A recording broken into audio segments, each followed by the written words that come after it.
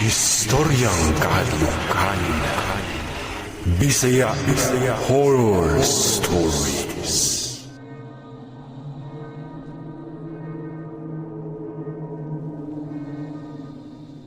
Maayong adlaw mga kaistoryang kahadlukan ug sa mga listeners nga mga Bisaya ug bisan asa man gali mo nga dapit nga naminaw karon.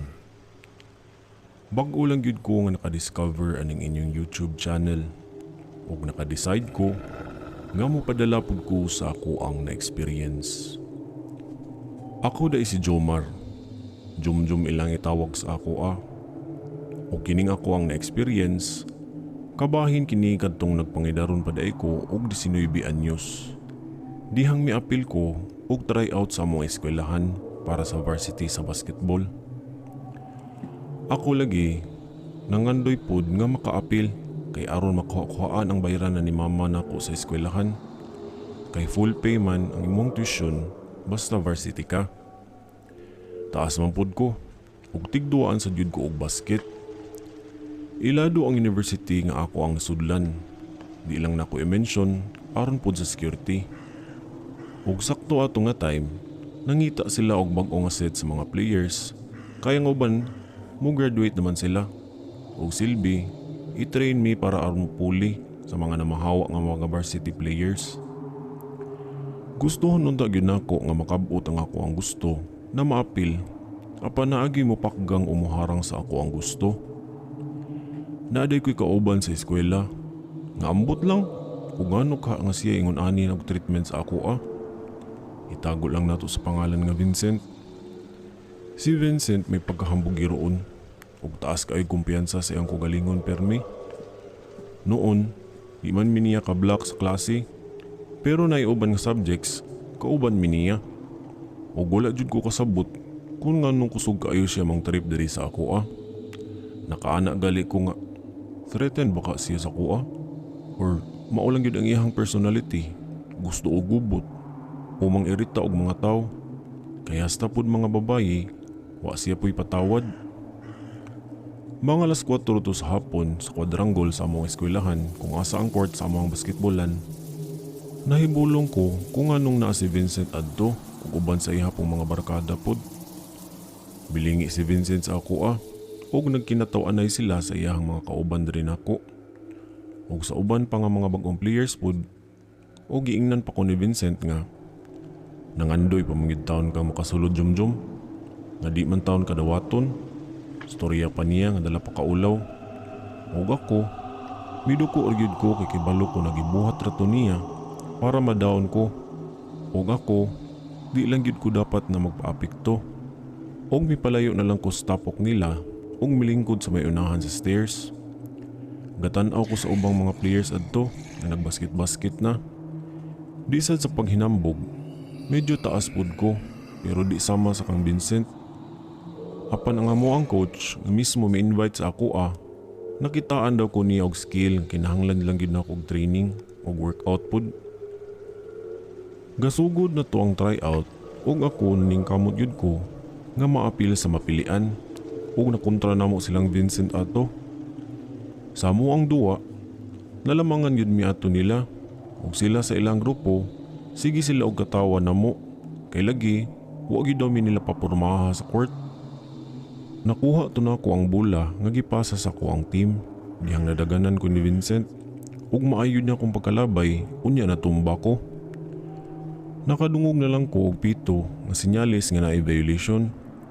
Mitan-aw ra si Vincent nako. Nya daig ingon nga mao nay mag-varsity humok kayo. Di mo ka maong midipinsa. Sabay lakaw unya katawa. Mi-out sa ko ato kay nagkagalos ang ako ang buktong dapit. Yan napangos kinigamay gyud. Sa akong panglingkod ato ug dala paghinuktok, nakabantay ko sa ibabaw sa among school building nga naigatan-aw day namo. Lalaki kadto, sa tan-aw nako, ga-observe lang gyud siya namo. Diyang nakabantay siya nga gatan-aw ko niya, mikalit lang kini og lakaw, nya dayo nawala kini sa iyang gibarugan. Nahibulong lang gyud ko kay kalit ra magkawala, unusual kayo nga pamati. Nga di biya tagid ko hadlukan apan mikalit lang og pamarog akong balahibo ato. Doon na istorya-storya sa among school about anong mga hadlok-hadlok basta hapon na. Wala lang gyud ko. Kay basin, nitan-aw ra tong estudyante o gusto pud nga moapil sa basketball. Human sa game, giingnan na mi sa varsity coach nga magpaabot una mi sa announcement kung kinsa man gani ang napil og nakasulod. Kung dayon, mi pauli na ko ato. Pagkasunod ugma gyud ni ana, giposting na ang nakasulod sa varsity team. Ug mix ako ang emosyon. Una, nalipay ko kay nakasulod jud ko. Pero ang ikaduha, kay dili ko apil sa first five. Noon, big deal pa kaayo to sa kuha sa una basta di ma-apil sa first five. Pasabot, bangko ra ko og substitute ko kung wala man galing ubang mga naka-line up na players. Gipaadto mi sa head coach sa ilahang mini office aron i-congratulate. At the same time, gimit up pod mi niya sa ubang mga players nga nakasulod. Nakita na ko nga naa si Vincent ato. O gakatawa siya nga nakita pod siya sa ako. Uy, nakasulod ay ka? Ang pangutana, makasulod ka kas first five? Pangutana niya nga dala katawa na sad. Mitan-aw lang gid ko ato kang Vincent ato nga murag wala lang. Kay ako, magpaubos lang gid ko. Adlaw na to sa amuang training, dihang ang usa sa amuang mga kauban na injured kay natapilok sa iyang pagdagan. Mao ako, gipasulod ko sa game aron makita gyud bud sa coach namo og pwede ba ko isulod sa line-up. Naka-feel gyud ko nga murag gikabuangan lang ko nilang Vincent ato kay aron pampakauwawan ko sa amuang coach. Dihang nagdula na mi ato, nakahint na ko nga ihang kusgon og pasa hangtod maigo nga akong dughan sa kasakit. Ug nakabantay pud ang among coach ay ihang gibuhat. Gipagawa si Vincent ato ug istoryahan kabahin sa iyang gibuhat. Ug pagkahuman og storya sa coach namo sa yaha, suro kayo ihang panagway nga gatan-aw sa ako. Paghuman sa amuang training, nakig-istorya pud nako ang amuang coach kabahin sa attitude ni Vincent diri sa ako. Mingon lang ko sa ako ang coach nga, why blame ra na sa ako basta di lang gyud dauto ng ako ang pagka-varsity. Ug didto, gistoryahan pud ko ni coach nga dapat magpursigi ko sa akong kagalingon. Kay need pa na ko i-improve mga akong paagi sa pagdula. Mao pinsa daw, umadipinsa. Medyo naapektuhan ko sa giingon ni coach ako. Mao siguro nga wala gyud ko na-apil sa first five. Pero wala lang ko nagpatinag sa giingon. Instead, himuon ako kini nga stepping stone para makat-on og magpursigi ko sa akong pagduwa. Sabado to sa hapon, dihang miadto ko sa school ug nakauna-una ko nga adto ko mag-training sa moang court. Mag-inusara lang sa ako. Total, naamasad mga guard adto. Ug napod ang ubang mga estudyante nga naay klase sa Sabado. Hapit na to alas 5 sa hapon, dihang nagtuon ko og nagpasingot jud ko aron makamao ko sa ako ang pagka-varsity. Halos ako ray gasaba-saba sa court na lang ato. Kay halos uban na mauli na sad.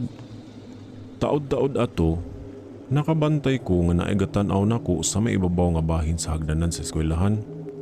Ug nag-ambo kini paingon sa court namo. Lalaki kini nga pution, ug taas og barog, ug paminaw nako, ganiha ra siya gasihi og tan-aw sa ako. Nagpadayon lang gyud ko ato sa akong pagdula. Sa akong pag-shoot na sa ring, mikalas ang bola ug kusog kayo ni nga niligid paingon sa gawa sa court. Ug gigukod nako kini. Pero kalit lang ang mihunong, dihang nakakita ko og sapatos o sa kataw. Gipahunong niya ang bola gamit ang iyang tiil. O gitan-aw nako, ang kadtong pution nga lalaki ang nagpugong ato. Mitan-aw ko sa iyaha, o miingon kining kalit nga, pwede mo sabay kog dula nimo? Ako nga nakurutan sa iyang tingog, miango rasad ko sa akong ulo, o mipahiyom na lang pud ko, kay lagi, tan-aw pud nako. Buutan man siya og paminaw sad nako, ganiha ra siya kaduaon kayo. Nagkadula gid mi niya ug nakailan ako siya. Ang iyang pangalan daw kay Brian ug daghan kayo siya gitudlo sa ako. Kay hasta siya nakailan pud siya sa amuang coach. Mi-share pa siya sa ako sa iyang mga na-experience ug naalay nakapahunong niya dihang nangutan nako ug kanusa ang iyang last nga dula. Milingi ra siya nako ug nagpadayon na lang mi sa amuang pagdula ato. Ambot og Gana jud kaayo ko atong oras ang magdula kay na-motivate ko sa iyang mga ipang storya sa kuha. Mga dula ni Brian nga nakapamangha gid nako ug unta puhon maparehas ko sa iyaha. Nahibulong lang pud ko ngano kahibalo siya nga giinitan sad ko ni Vincent ug sa iyang mga barkada. Pero miingon si Brian sa kuha na di na lang gid nako pansinon si Vincent. Sa among pagdula nangutana ko sa iyaha kung unsa na siya nga year. Apan miingon si Brian og kalit nga muundang na daw siya og dula kay taod-taod daw kuno ang amuang panagtabi ug amuang pagdula sa basket. Maong ako mipahuway na pud ko aron mo cool down na pud ang akong pamati ug miundang na sad. Miingon pa si Brian sa kuha nga nice game daw. Pasabot nalingaw siya sa amuang pagdula. Pila pa to kaadlaw nga magkita mi ni Brian sulod sa campus. Parehas nga oras gihapon kay maura gyapon to ang iyang libre nga oras. Nahibulo lang gid ko sa pila ka adlaw namong dinuwa ato. Nakabantay ko nga ang iya bitong jersey nga gisuot kay gasigi lang og balik-balik. Nahibong lang gid pud ko nga wa man siya ilisay. Mung ako natingala gyud katong mga adlaw nga miundang na miugdula. Nakabantay ko nga mopauli siya. Mawagtang lang siya og galit igahuman og ilis. Karon ako na gyud siyang gisundan human nga migawas kini sa CR ug dayon siyang lakaw. Dihang ako naunta siyang apason. Nakita nako siya nga dali ra kayo kini nga naabot sa may gate. Napakunot ko sa akong kilay ato ug giunsa niya pag-adto dito dali sa may gate nga bag-o pa man to siya nga miagi sa may hallway. Ako naunta tong tawagon si Brian. Dihang kalit lang na kung nakita ang iyang lawas nga naglutaw kini sa hangin. Dayon, milapas ang iyang lawas sa may gate sa eskwelahan ug kato nga ako ang nakita, mao'y nakapakurat kaayo nako. Minagan pa ko paingon sa gate ug ako siyang gitawag.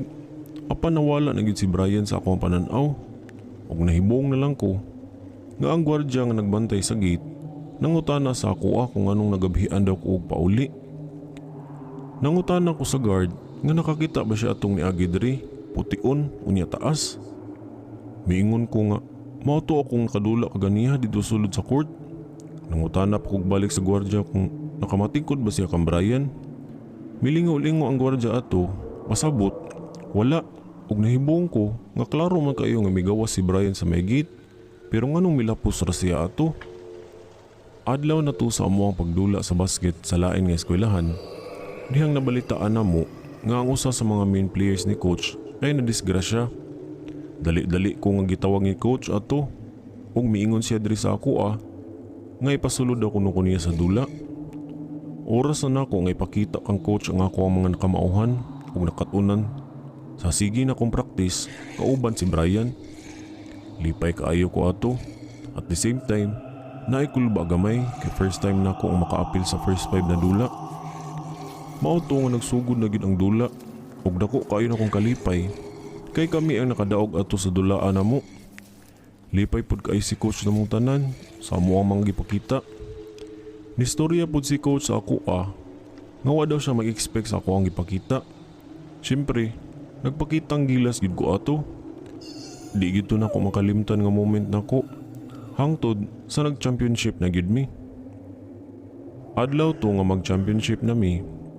Nagihinabi ko ni coach kabahin sa akong pagkakurso gyud sa akong pagdula sa basket.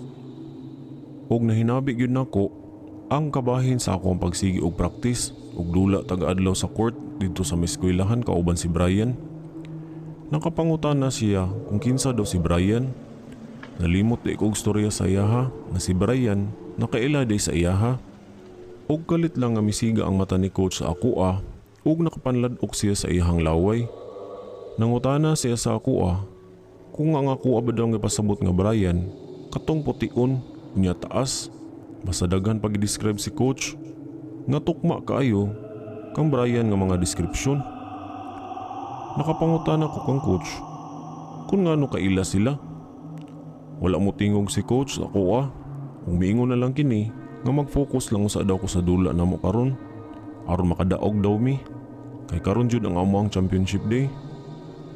Kita na ko sa mata ni coach nga mura siya ag nakurat nga murag nailugmaw sa luha gamay sa iyang mata, pero iya lang kini ang gipugngan. Mga hapon ato, nakita na po nako si Brian sa eskwelahan ug nagpasalamat pa ko sa iya kay tungod sa iyang mga tudlo ug mga storya na na-apply nako sa akong dula tagasulod nako sa court. Mipahiyom ra si Brian ato ug miingon pa nako nga good luck daw sa championship namo. Tantong musulti unta ko niya, kabahin kang coach, kahibulungan lang nga nawala og galit si Brian sa akong duol. Nahibulong na gyud ko ato ug nakunot na ko sa akong agtang ug nangita ko kang Brian bisag asa. Pero nawala lang gyud kini siya og kalit-kalit. Milakaw na lang ko ato kay basin pod og nagdali si Brian og pauli. Dihang gabi na to, nagdula nami ug ganado kaayo ko ato kay lagi pinakalas soda na gyud to namo sa amuang dula. Unya apil gihapon ko sa first five. Sobra akong kalipay gyud ug miapaw nga akong kasadya.